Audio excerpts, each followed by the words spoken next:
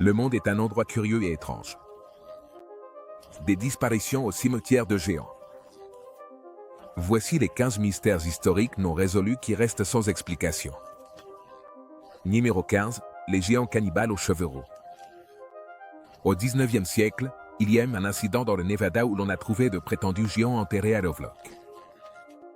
On a découvert d'anciens ossements humains dans une grotte, et à cette époque, on exposait des restes humains pour attirer un public curieux et avide de sensations. Le problème, c'est que si ces restes s'avéraient être des géants, comme le raconte l'histoire, ils ne sont plus disponibles pour que tout le monde puisse les voir.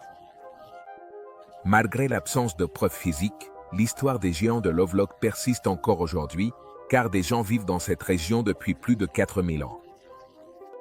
La grotte porte des traces de vie humaine et une couche de suie provenant des feux allumés à l'intérieur. L'histoire selon laquelle elle aurait servi de refuge à une tribu de géants aux cheveux roux est l'une des légendes les plus connues de tout ce peuple ancien. Les histoires de ces géants sont très répandues parmi une tribu d'autochtones de la région. On raconte que les géants aux cheveux roux étaient des cannibales et qu'ils tendaient des pièges aux gens. Ils attrapaient leurs victimes dans des fosses qu'ils avaient creusées sous les chemins, puis les dévoraient. On raconte que l'histoire de ces géants s'est achevée dans la grotte de Lovelock, où la tribu a piégé le dernier d'entre eux avant de tous les tuer à l'intérieur même de la grotte, mettant ainsi fin à leur règne de terreur. Il existe peu de preuves que ces personnes étaient réellement des géants ou même des cannibales. Il y avait une tribu de personnes inconnues dans la région et on a retrouvé quelques traces de leur culture, mais avec très peu de détails. Ils étaient peut-être même roux. Qui sait? Cela peut être influencé par le sol dans lequel ils ont été enterrés, donc il est impossible de le prouver.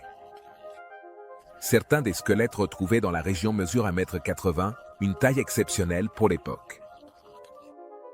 Avant de continuer cette vidéo, appuie tout de suite sur le bouton d'abonnement et sur la cloche de notification. Numéro 14. Des squelettes mystérieux avec des entraves. Découvrir n'importe quel type de fosse commune, quelle que soit l'époque de l'histoire, est quelque chose de profondément troublant. Cela soulèvera sans aucun doute de nombreuses questions et suscitera beaucoup de débats. Mais lorsqu'une fosse commune de l'Antiquité est découverte, de nombreuses questions se posent. Cette fosse commune en particulier a été mise au jour dans un ancien cimetière grec qui faisait partie de la nécropole du delta du Phalère, découverte lors de la construction de l'Opéra national d'Athènes.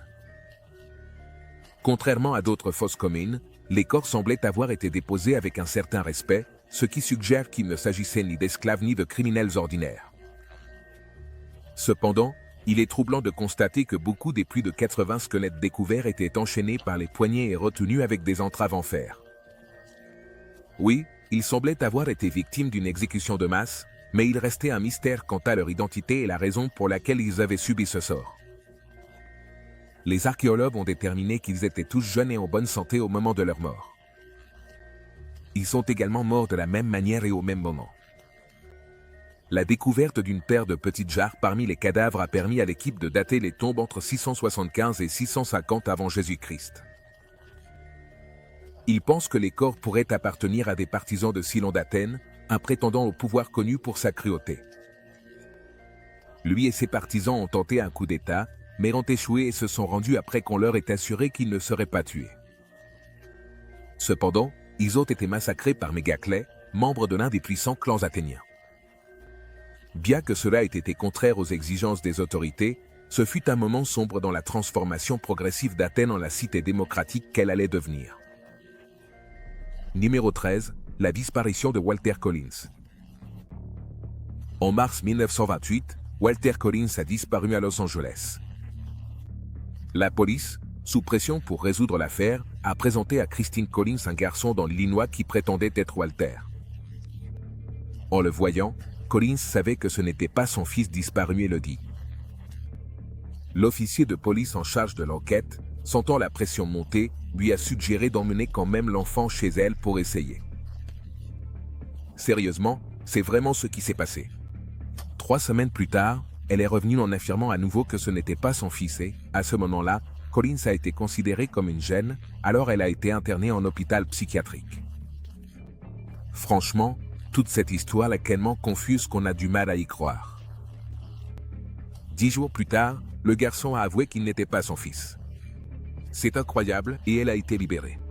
Il existe maintenant certaines preuves que Walter Collins a été victime d'un tueur en série, mais la situation restait confuse et l'enquête a sans aucun doute été entravée par tous les efforts de la police pour satisfaire et manipuler les médias. De plus, on sait qu'il y avait de multiples théories concernant la disparition de Walter Collins et sa possible connexion avec d'autres affaires non résolues. Bien que non confirmées, ces théories ont suscité encore plus d'intrigues et de spéculations autour de l'affaire. Malgré les obstacles et l'absence de réponse claire, Christine Collins, une mère courageuse et déterminée, n'a jamais cessé de chercher son fils disparu. Sa quête inlassable est devenue une histoire d'espoir et de persévérance qui a inspiré de nombreuses personnes à ne jamais abandonner la recherche de leurs proches disparus. Bien que le mystère de la disparition de Walter Collins n'ait jamais été totalement élucidé, son histoire demeure un exemple d'amour inconditionnel et de lutte sans relâche. Numéro 12. Le pont conduit les chiens à la mort. Depuis plus d'un demi-siècle, un pont en Écosse a été le théâtre de certaines des activités canines les plus étranges et troublantes.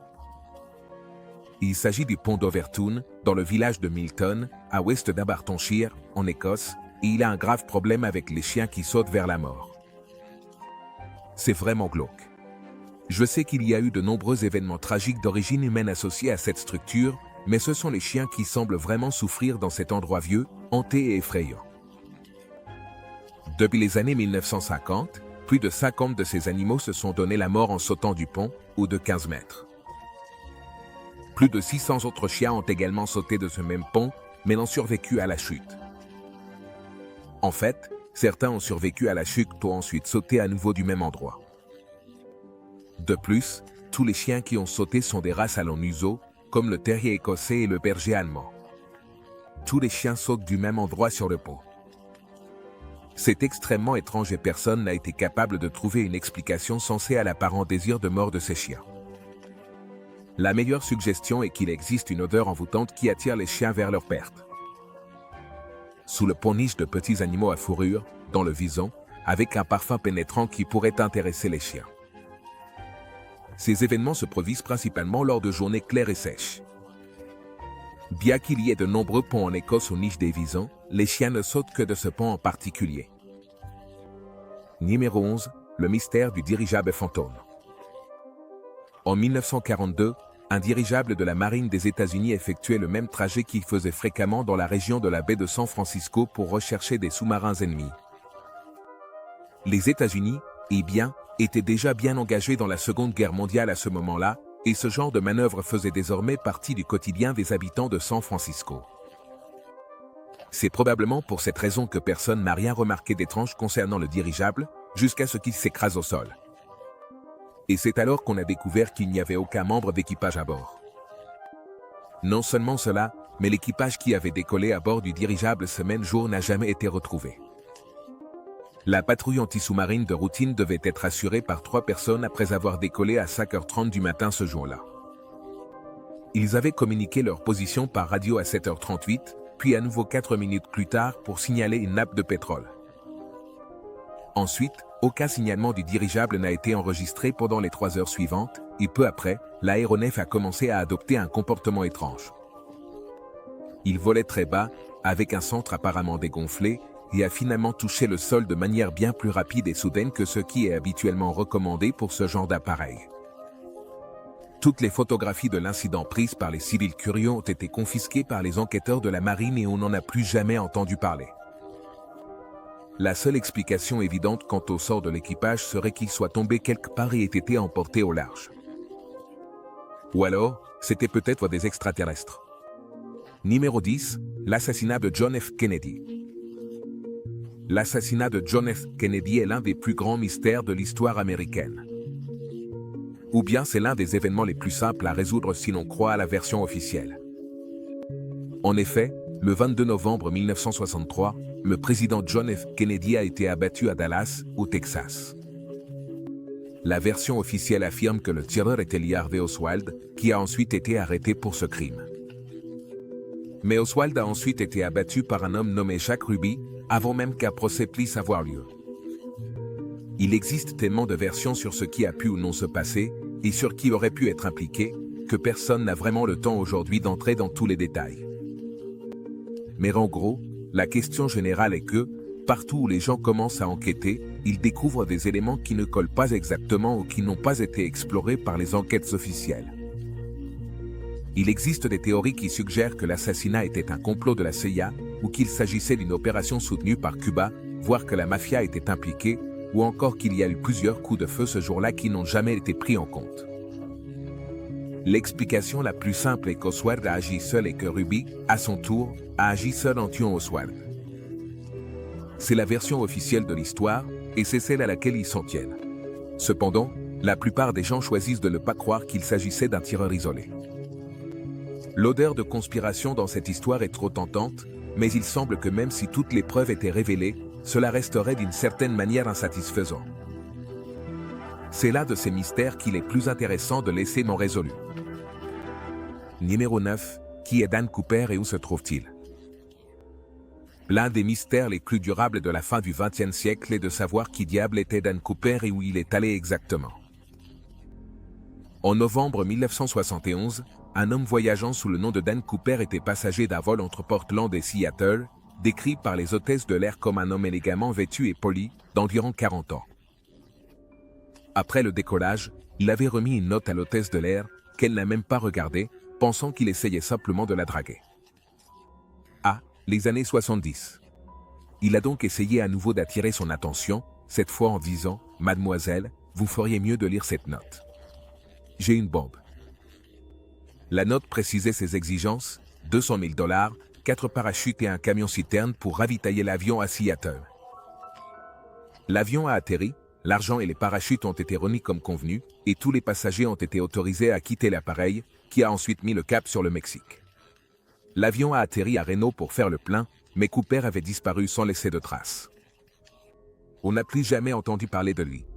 Le parachute n'a jamais été retrouvé et l'argent de la rançon n'a apparemment jamais été utilisé. En 1980, un garçon vivant dans l'État de l'Oregon a eu la surprenante chance de découvrir une partie de l'argent qui avait été utilisé lors du célèbre détournement. Cependant, malgré des recherches approfondies dans la région, aucune nouvelle preuve n'a pu être trouvée pour éclaircir ce mystère.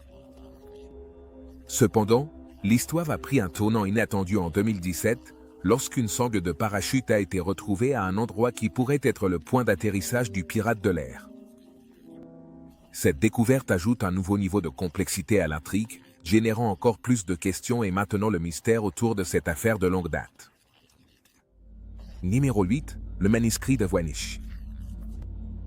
En Italie, pendant la Renaissance, il y avait toutes sortes d'activités secrètes avec des manuscrits mystérieux et divers codes et langages que nous n'utilisons pas forcément ou que nous ne comprenons même pas aujourd'hui. C'était une époque de grande passion pour l'apprentissage et la consignation de l'information, mais aussi une période où les riches et les puissants étaient constamment exposés au risque d'assassinat politique. C'est pourquoi ils cherchaient constamment des moyens de protéger leurs richesses et leurs secrets, ce qui signifiait qu'il existait de nombreux manuscrits intéressants et inhabituels, qui déconcertaient souvent les experts autant qu'ils me clarifiaient les choses. Le manuscrit du voyage en fait partie. Il s'agit d'un codex manuscrit rédigé dans un système d'écriture inconnu, et c'est le seul endroit où ce type précis de code a été trouvé.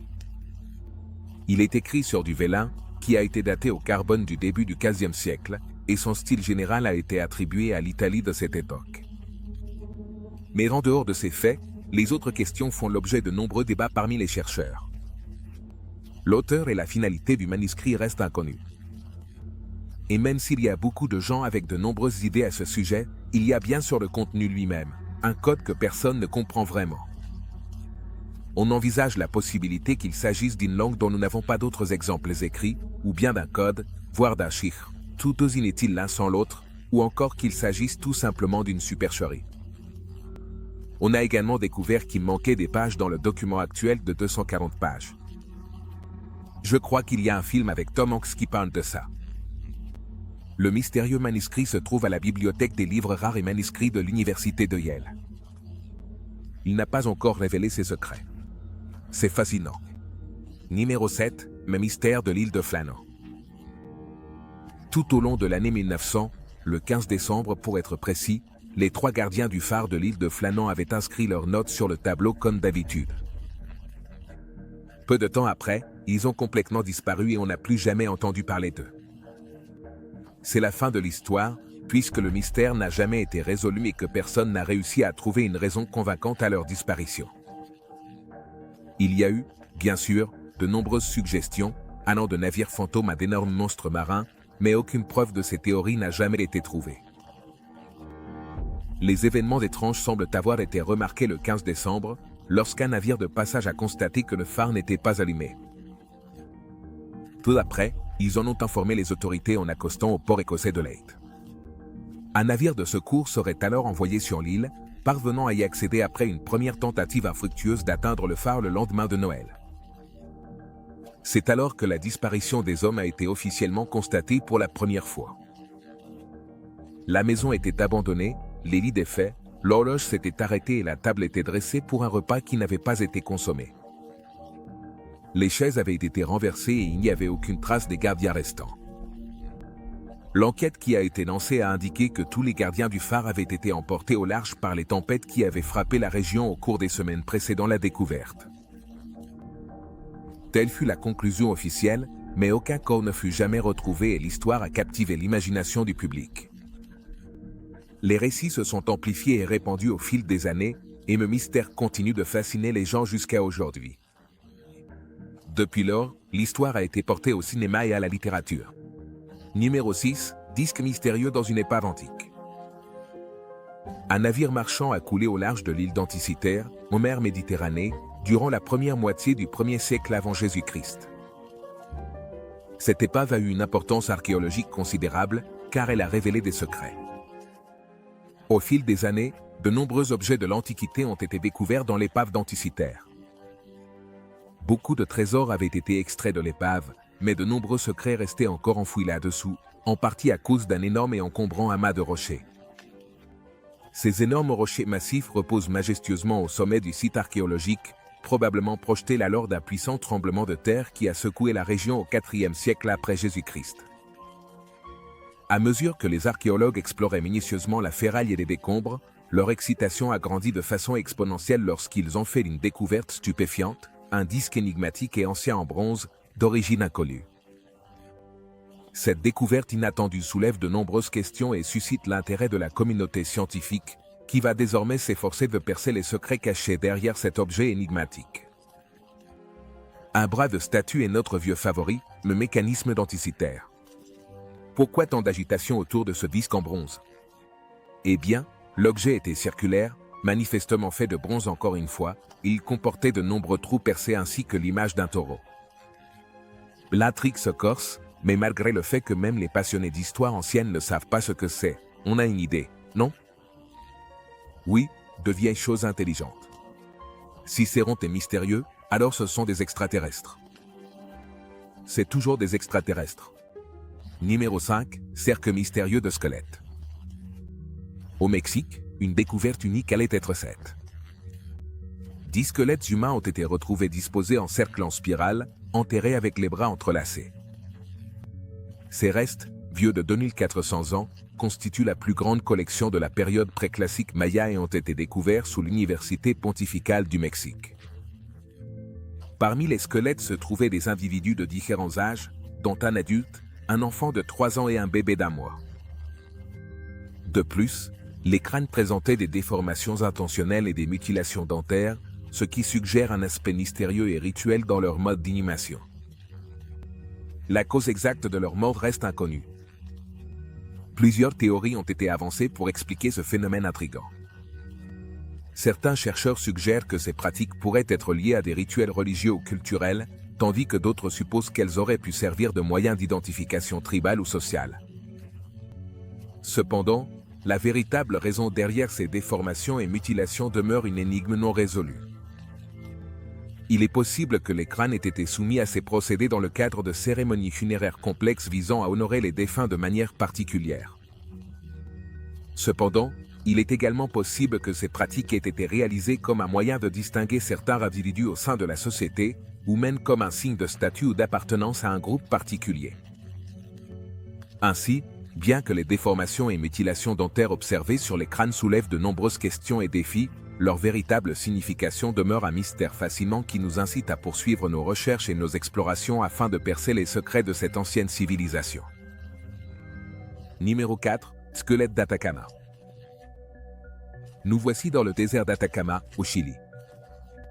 C'est le désert le plus ancien de la Terre et il est dans cet état de conditions semi-arides depuis environ 150 millions d'années déjà. C'est le désert non polaire le plus aride du monde et il est également assez vaste. Il s'étend sur une immense bande de terre d'environ 600 km entre la cordillère côtière, sur la côte, et la cordillère des Andes. En 2003, une découverte d'une grande importance a eu lieu dans ce désert. Lors d'une expédition, un squelette de taille inhabituelle a été trouvé. Contrairement à un être humain moyen, ce squelette ne mesurait que 15 cm de long et présentait une forme de crâne particulière, semblable à un cône. Cependant, le plus surprenant était que ce petit squelette possédait 10 paires de côtes au lieu des 12 que nous avons normalement, nous les êtres humains. Cette découverte a suscité un grand intérêt et soulevé de nombreuses questions sur l'espèce à laquelle il appartenait et sa singularité au sein du règne animal. Naturellement, beaucoup ont affirmé que la seule explication possible pour un tel phénomène, ce sont les extraterrestres. Bien sûr que ce sont des extraterrestres. Évidemment, un minuscule squelette extraterrestre trouvé au hasard au milieu du désert chilien. Ces extraterrestres étourdis laissent toujours traîner leurs squelettes sur des planètes au hasard, dans des déserts au hasard. Tu sais, ça arrive tout le temps. Les rabat-joie des ovnis, cependant, ont ruiné toutes les idées d'amusement extraterrestre et ont affirmé qu'il s'agissait très probablement simplement des os d'un primate non humain. Cela, ça se gâte. Numéro 3, la disparition du vol 370 de Malaysia Airlines. Le 8 mars 2014, un événement marquant s'est produit et a captivé l'attention du monde entier. Ce jour-là, le vol 370 de Malaysia Airlines, un Boeing 777, a entamé son voyage depuis Kuala Lumpur à destination de Pékin. Cependant, ce qui aurait dû être un vol de routine s'est transformé en un mystère qui perdure encore dans la mémoire collective. Malheureusement, environ 38 minutes après son décollage, l'avion a disparu des radars et a perdu tout contact avec le contrôle du trafic aérien. Cet incident s'est produit au-dessus de l'immense mer de Chine méridionale, laissant tout le monde perplexe et avec de nombreuses questions sans réponse. Bien que l'avion ait disparu du radar secondaire, il a été détecté pendant une heure supplémentaire par le radar primaire de l'armée malaisienne. De plus, il est important de souligner que cette détection par le radar primaire de l'armée malaisienne a fourni des informations cruciales pour l'enquête ultérieure sur l'incident. Ces informations ont permis aux enquêteurs de reconstituer la trajectoire de vol de l'avion et de mieux comprendre les événements ayant conduit à sa disparition. La détection de l'avion par le radar primaire de l'armée malaisienne a été cruciale dans l'enquête. En déviant de sa trajectoire, le vol est sorti de la portée des radars au nord-ouest de l'île de Penang, en Malaisie. Tragiquement, les 227 passagers et les 12 membres d'équipage à bord ont été déclarés morts. L'incident survenu avec un Boeing 777 a été extrêmement tragique et déplorable. Il a été considéré comme l'accident le plus meurtrier de l'histoire de Malaysia Airlines jusqu'à ce moment-là. Cependant, ce triste record a été dépassé 4 mois plus tard, lorsque le vol 17 a été abattu au-dessus de l'est de l'Ukraine. Il est important de souligner la gravité de cet incident, car il a eu un impact considérable tant au niveau national qu'international. Numéro 2. La disparition de Paula Jean Weldon. Paula Jean Weldon, une jeune étudiante universitaire américaine, a disparu mystérieusement alors qu'elle profitait d'une aventure palpitante en faisant de la randonnée sur le magnifique et exigeant Long Trail du Vermont en 1946. Cette histoire tragique a intrigué de nombreuses personnes au fil des années. Bien que des décennies se soient écoulées depuis sa disparition, le mystère entourant l'affaire Paula demeure irrésolu. Malgré les efforts déployés pour trouver le moindre indice sur sa localisation, sa disparition reste une énigme qui intrigue tous ceux qui s'intéressent au mystère non résolu. L'enquête approfondie sur sa disparition a mis en lumière les graves erreurs commises par les shérifs locaux, ce qui a déclenché une série de réformes dans le système de sécurité. En conséquence, la police d'État du Vermont a été créée, une force spécialisée dans la recherche et le sauvetage de personnes disparues. Malgré les efforts inlassables des bénévoles, des autorités et la fermeture temporaire du Bennington College, le sort de cette personne demeure un mystère non résolu. son affaire est devenue l'un des événements les plus énigmatiques d'une série de disparitions inexpliquées dans la région, par la suite connue sous le nom de Triangle de Bennington. Les théories entourant ces disparitions vont d'explications paranormales à la présence de tueurs en série, tandis que d'autres attribuent les incidents à des phénomènes naturels, comme des courants de vent inhabituels dans la forêt dense. Ces événements ont suscité un vaste débat et captivé l'attention du public, générant de multiples hypothèses et spéculations qui continuent d'intriguer chercheurs et passionnés de mystère. Numéro 1. Cimetière de géants au Mexique. Les archéologues qui fouillaient un site d'habitat du néolithique final au Mexique ont fait une découverte fascinante comprenant 104 maisons, 205 tombes et 20 fosses sacrificielles. Cependant, la découverte la plus surprenante fut celle d'un cimetière contenant les corps d'hommes exceptionnellement grands, mesurant entre 1,70 m et 1,80 m. On dit que ces individus ont vécu il y a environ 5000 ans, ce qui en fait des êtres d'une ancienneté impressionnante. Il est fascinant de penser qu'à cette époque, leur taille était considérablement supérieure à celle de la plupart des gens de leur temps. Même si cela peut sembler un détail anodin, les archéologues se montrent inexplicablement enthousiastes face à ces ossements qui dépassent légèrement la norme. C'est comme si chaque fragment d'os renfermait une histoire intrigante à découvrir. En fait, certains experts vont plus loin et suggèrent que ces ossements anciens auraient appartenu à des êtres connus sous le nom de géants. Pouvez-vous l'imaginer? Des géants d'1,70 m de haut. Ce ne sont peut-être pas les géants auxquels on pense immédiatement, mais il reste fascinant d'imaginer que des êtres d'une telle taille aient pu exister dans des temps anciens. Qu'on les appelle géants ou non, il est indéniable que ces individus du passé ont suscité l'intérêt des archéologues et nous invitent à réfléchir aux merveilles et aux mystères que recèle le passé. Merci de nous avoir regardés. À la prochaine.